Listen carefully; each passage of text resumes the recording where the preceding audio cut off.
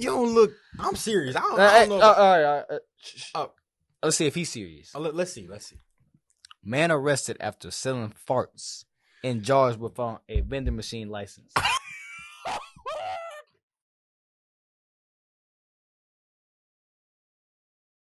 Man's arrested after selling farts in the jar. Oh, man was arrested for selling farts in the jar. You said in the vending machine? No, you're not listening. See, you're not listening. Man arrested after selling farts in jars without a vending machine license. Wait. Okay, so what's the correlation though? Okay. I have no idea. After that, it says March 7th by Wild's Life Club. Leave a comment, and he's a very fat male. Okay. So first off, that's they saying like without the vending machine license, like if he had one, it would be legal or like, it would be accepted. Okay. That's not okay. First off, this is my question. This is my question. How did he get farts? Like, was he farting in jars, or was he taking other people's farts? Cause he like closed it up real fast, you know. So that's let's grade this. Let's grade this on the scale. Not serious. You couldn't be serious. You couldn't be serious. Look, peep though. I don't. What was going through his head? What was he thinking?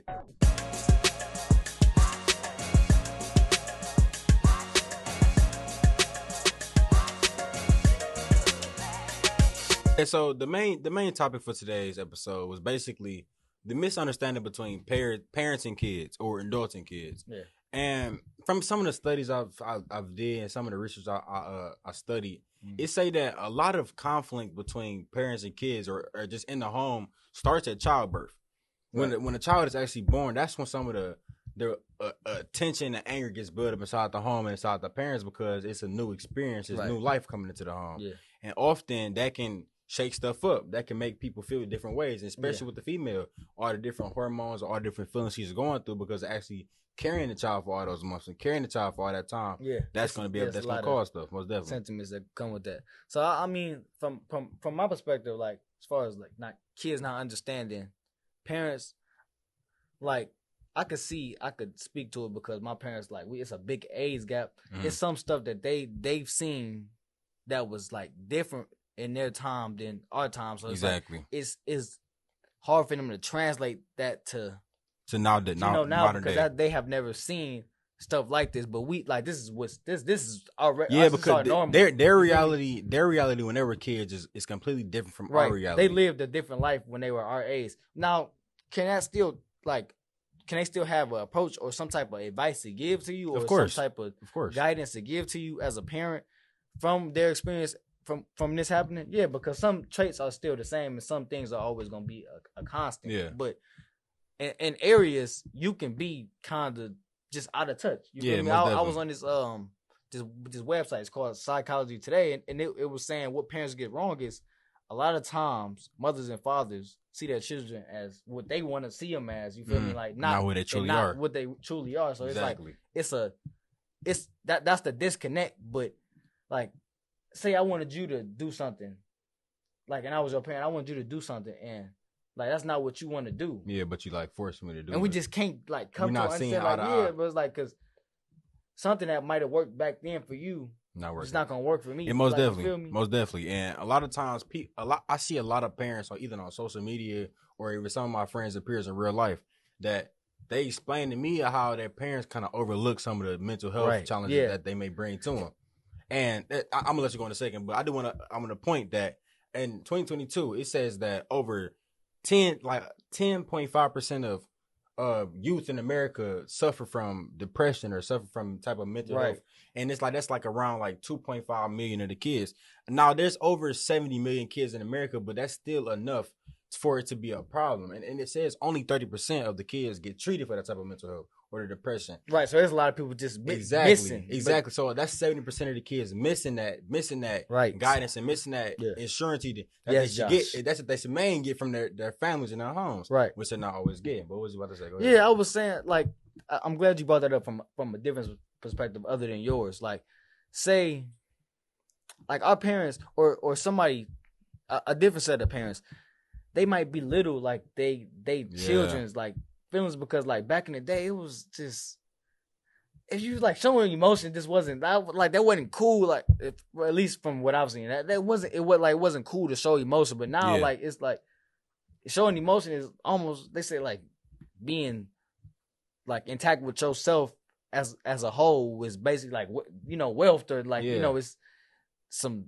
I don't know what the word is, but it's like it's like wealth to be able to do that now. You feel me? So people used to really like belittle their children's feelings, and people felt like they couldn't open their mouths to certain talk. things. So like say it like this, like my dad couldn't open up his feelings to his parents because he like had a relationship with his dad that wasn't like really talking much. It was more of a directional thing. Like his dad told him what to do, and if it didn't get carried out, it was discipline from it, and like it was just that. So have you ever been? I wasn't finished. But say like a bunch of carried on trauma is coming down from like parent to parent, and it's like I feel like energy is really transferred. Like that mental like struggle, whatever it is getting carried on to the next person till it's not being treated, and that's why it's so bad now, because we have a bunch of children, including not like us, our age group, that's been inflicted or in like the pain has been infused through sexual activity, and like it's carrying on, it's not being treated. You feel me? But So have you ever been in a point where you feel like you haven't been able to open up to your parents or your father or even your mother or even just somebody in the family as a whole? Have you ever been to a point where you feel you just couldn't say, you couldn't speak up, you just couldn't talk? Have you ever been to that place? I don't know why my parents made me feel fairly comfortable, but not that I can think of. It might took me some time to like develop to be able to say something to them, but it wasn't like a time where I just didn't feel like I could speak at all. It's just like I needed to know what I needed to say or how I could structure it, because I needed to come off a certain way so they could interpret the way that I needed them to interpret. Most definitely. Yeah. And relating back to me, I think a lot of times, especially in modern day, a lot of kids and a lot of teenagers would rather go to their friends, go to their peers rather than they go to their parents. That's a great point. And I think I can definitely relate to that. Yeah.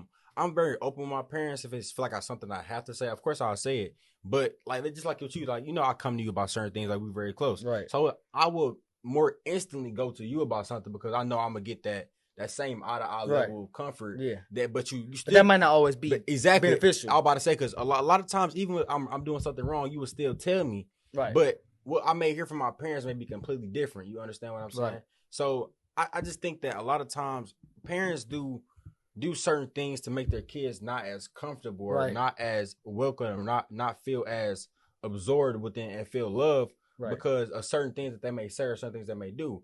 And, we believe in God. We read the Bible sometimes, stuff like that. And the God says, Bible says, do not provoke your children. Right. So a lot of the things that the parents may do, or a lot of things that the parents may say, may prohibit the kid from feeling welcomed and loved. Right. Exactly. And it can get confused sometimes. I know you said, don't provoke your children. But at the same time, in retrospect, it say honor your parents. Honor your parents, so most definitely. So I'm glad you said that. I'm really glad you said that because you got something else to say? No, go ahead. I'm gonna let you finish. I'm glad you said that because I did do some research, and it says that at a point in your life as a teenager, there is a point like over 20% of the kids get into a rebellious phase. I actually looked that up. Exactly, because a lot of kids, especially in the teenage years, they get into this rebellious phase, and cause a lot of problems and cause a lot of issues between their parents, because they think like, oh, I'm getting older now, so now I really don't have to listen to what you're talking about. Now I don't got to hear nothing you're talking about or saying, because they feel like they are so up here. Oh, right. Like, I feel like giving the freedom or the leeway to be able to be vulnerable with your parents and with your children is like, it's what's needed to really get the void, like the pipeline unclogged. You feel me? Just like kind of just get it out the way, because everybody feels comfortable with each other. Like I can't remember what you said exactly. You just said it. I don't know. I just literally lost it. But like if the parent put themselves so much up here, like they might belittle your kid. Like you really belittle your child. And I want to play this video because it kind of inspired me and kind of tends to what we speaking about. Let me hear it. Yeah. Don't belittle your children, but the whole statement of you're not on my level sounds like belittlement to us. It's saying you don't have as much value as me. You're not as important to me. You don't put up what I put up, so you can't have a say so in what we do. You don't pay bills. You don't own this house. You don't pay for nothing. That's good. That's good. So and it's that's good. And it. Go ahead. And when you bring up the stuff that you do for your children, it makes us feel like a burden. It makes us feel like I can't wait till I grow up so I don't have to be a burden to you anymore. You say it's like when people be like your parents had a life before you, it makes you feel like I made you so miserable and bitter and like I just don't want to be here anymore because you don't want me to be here anymore. That's good, bro. And that relates exactly to what I said about how exactly during childbirth feelings could change. Yeah. People could feel some type of way about their kids, and when they get older, kids feel some type of way about their parents. Yeah, it's crazy. The animosity is built up, and that's the whole thing. But it's a bunch of hurt people, hurt people, because they have never dealt with they hurt. Exactly, you feel me? Exactly. That's the thing. And that, like you said earlier, all that trauma and all that pain that they had in the past, they were laying that back on their children. The children, when they have children, if they don't learn properly, they're gonna lay that on to their kids. Yeah. You feel what I'm saying? But relating to this topic, well, how would you parent? Like, speaking from a kid phase. I don't know. How like you may not know, but what would you do? What would you do as you think is a proper parent? What like would just the first step? Like just the first thing as a proper father, especially in the Black community. What would you do? It's hard to think about. Yeah, like what stage are we? We at adolescence? Like what we do? Like just like infant. What you talking about? At a time where you're able to really teach your kid. Oh, I'm gonna try to instill it as much as I can in them, while also listening to their side, so I can guide where their head is at. You feel me? But I would do that with anybody. I think that's probably the most logical thing I could say right now as a child trying to be a parent. I hope I wouldn't have to be a parent early, but right now I think I would try to instill as much as I know right now to benefit them and listen to what they have to say in regards to that, so I could guide them with that. Most definitely. I think me personally, I believe that what I would try to instill in my child is simply that you're going to get older and you're going to experience certain things that you not experienced as a child. Right. So you got to learn how to keep a straight head. You got to learn how to stay focused, stay consistent, and and allow your consistency to birth your motivation. I start doing this thing called my I wills. And what I do is I wake up every morning and I read off my phone. And it's titled my I wills. And what it says is I will stay consistent. I will maintain this. I will refrain from procrastination. And I will say that every morning using my words as power, using the affirmations exactly. Just be able to put that out in the universe and be able to profit from it. Like I said, allow your consistency to birth your motivation. Stay consistent. Stay doing the thing that you don't want to do. Then all other things will follow in. Right. And also, let's say I had a daughter or a son. I would teach my son how to grow up and be a good father and be a good husband. Right. I teach my daughter how to be a good mother and a good wife. You feel what I'm saying? You gotta just allow those traits that you learned from your parents, if they were good, to follow down to your kids. Exactly. So I want to take you into the next segment. What you doing this? What would I do? Yeah. Most definitely. So what does you like going through something and like you feel like you need to tell somebody, especially most likely your parents, what does that look like for you, like as far as something that's really like you don't really feel like you should tell but you need to, but you know you should? Yeah. So what would it look like for me? It's I understand, because if I feel uncomfortable at a point, like you said, like you feel like I really don't want to do something but I know I should, I know I'm gonna feel uncomfortable. Right. So maybe in a setting where it's just like maybe one-on-one with my parent, like I say my mom, I'm more open with my mom. Okay. So like just say like one-on-one setting with my mom, I just sit down with her like, okay, honestly, this is how I feel. Maybe it's even about her, something she did. She made me feel like, I sit down like, I ain't gonna lie, like you made me feel this type of way about that. Like I don't really appreciate that. And a lot of times this happens nowadays. My mom, like she sit quiet, let me talk. Just sit back and listen. Just listen. Right, exactly. Which is very key to hear everything somebody got to say. And then like she hear what I got to say, then she just put forward what she feels like and what she feels like, what she's seen from the situation, and we'll make amends and we'll come together and solve the problem through each other. Yeah. And I feel like that's very important. And that's not a lot of parents and a lot of kid relationships. They don't get that. Right. They don't get that togetherness, that confrontational situation where they rebuttal it and then they get to the where actually it's always an argument. It's never really exactly. Like it's not a conversation to agree to disagree. It's a conversation to just disagree. Yeah, just straight conversation, argumentative. That never goes nowhere. That never goes nowhere. That never helps because that will birth a bad relationship. That will birth a bad mother, daughter, father, son. You feel what I'm saying? Right. That would make a problem. It would be problematic, and that, like I said, that can carry over to how they treat their kids. Most definitely. Yeah. So I mean, in my perspective, I would say, like you said, like you will feel something that you. I said something that you need to do, but you don't really necessarily feel like you should. Mm-hmm. I mean, feel like you want to. Really want to. I ain't gonna lie, I probably would have to talk to you about it, like have to really like converse with you. Yeah. And speak with you like you know, what should I do first? Because like how to say it the correct way so where it's interpreted the right way. And also like just if I should really do it or not, because I'm already having second thoughts about doing this. Like, oh no, like you. Really, and it's like, good that we have that type of relationship because we come to each other about everything, right. Girls, business, parents, right.